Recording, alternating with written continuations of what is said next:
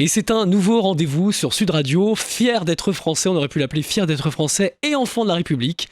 Aïba Ouessi, bonjour. Bonjour. Merci d'être notre premier invité pour ce rendez-vous qui va être un moment privilégié le dimanche matin sur Sud Radio après 8h15. Un moment pour découvrir des hommes, des femmes au destin unique et exemplaire pour l'ensemble de la société. Ce sont des histoires de succès, de réussite avec des héros qui ont un point commun. Ils sont issus de la diversité. Alors Aïba Ouessi, qui êtes-vous ? Alors je suis avocat d'affaires, spécialisé précisément en droit du travail, au sein du cabinet Cassius Avocat.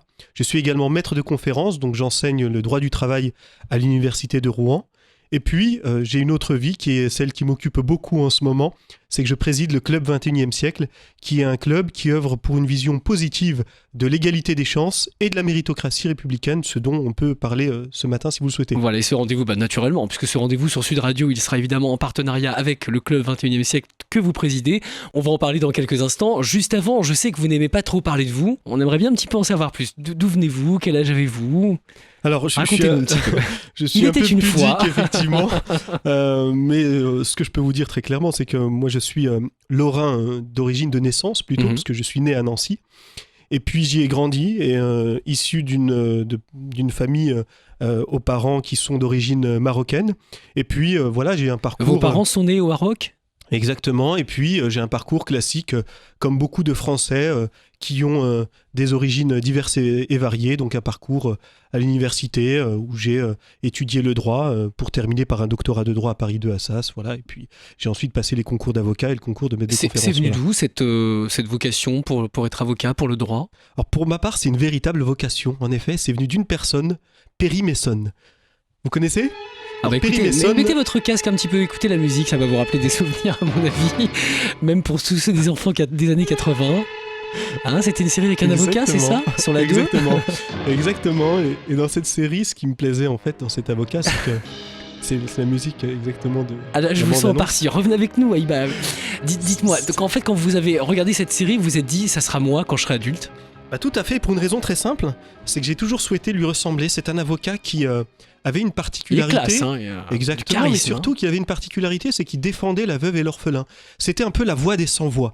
Et j'ai toujours souhaité défendre les autres. C'est ce que j'ai fait dans mon parcours déjà à l'université, où je siégeais au conseil d'administration, etc.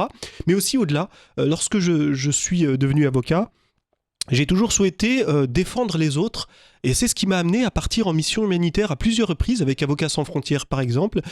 C'est aussi dans cette ligne-là de transmission des savoirs que j'ai souhaité être maître de conférence à l'université, d'enseigner, de transmettre. Je trouve que c'est un des plus beaux métiers du monde. Et donc tout cela est né effectivement de Perry Mason quand j'avais c'est fou ça. Effectivement. Et vous étiez encouragé par votre famille, on se dit mais ce garçon il est fou d'une série, c'est son idée du moment. Alors moi j'ai une chance folle, c'est que mes parents ont toujours cru en leurs enfants.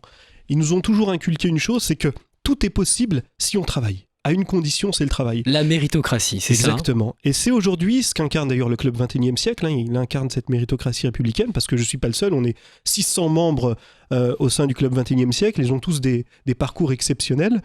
Et ils sont tous issus, effectivement, ce sont des purs produits de l'éducation nationale. Et c'est peut-être le point commun d'ailleurs à un certain nombre Tout le monde est allé à l'école profils. publique, hein ? C'est ça, majoritairement en tout cas. La particularité, c'est qu'on croit tous en la promesse républicaine. Et on croit tous en la France. Et notre souhait, c'est justement, dans un contexte qui est un petit peu brouillé, de repli sur soi, de crainte, de peur de l'autre, de montrer qu'ensemble, effectivement, beaucoup de choses sont possibles. À condition que chacun soit, en tout cas, jugé sous le prisme de ses compétences, et non pas de ce qu'il paraît être. Ça veut dire que ces valeurs, liberté, égalité, fraternité, c'est vrai qu'on oublie parfois leur sens, ce que ça veut dire. Il y a d'autres termes comme ça qui représentent la France pour vous ? Tout à fait, nous, c'est l'ADN du Club 21e siècle, mais c'est aussi mon ADN, liberté, égalité, fraternité.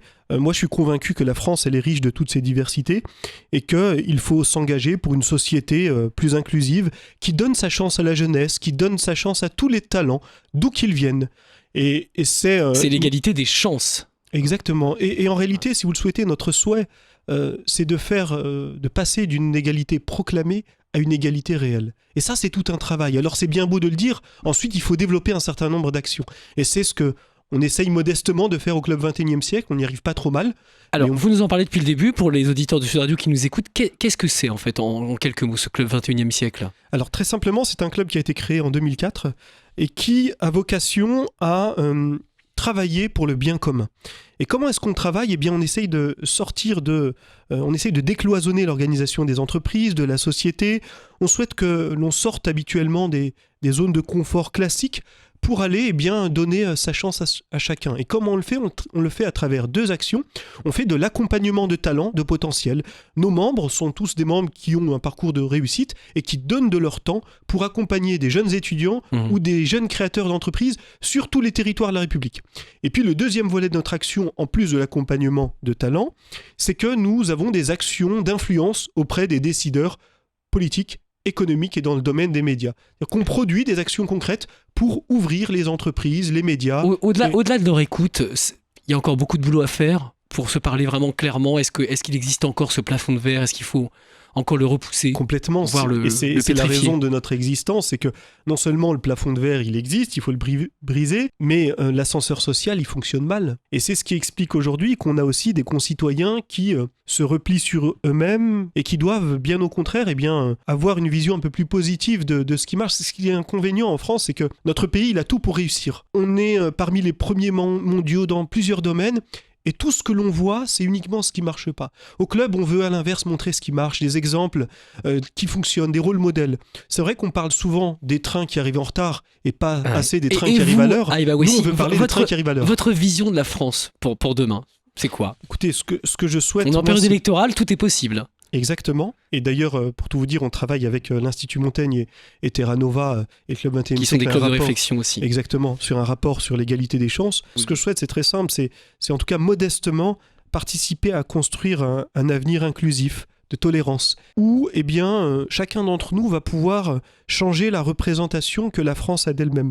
C'est-à-dire ouvrir notre société aux talents, aux différents talents, quels qu'ils soient, d'où qu'ils viennent, sortir de cet entre-soi des élites, et c'est malheureusement quelque chose de bien trop fréquent et qui cloisonne un petit peu la société et les velléités des uns ou des autres de faire bouger les lignes. Des solutions existent, il faut les mettre en œuvre. Voilà.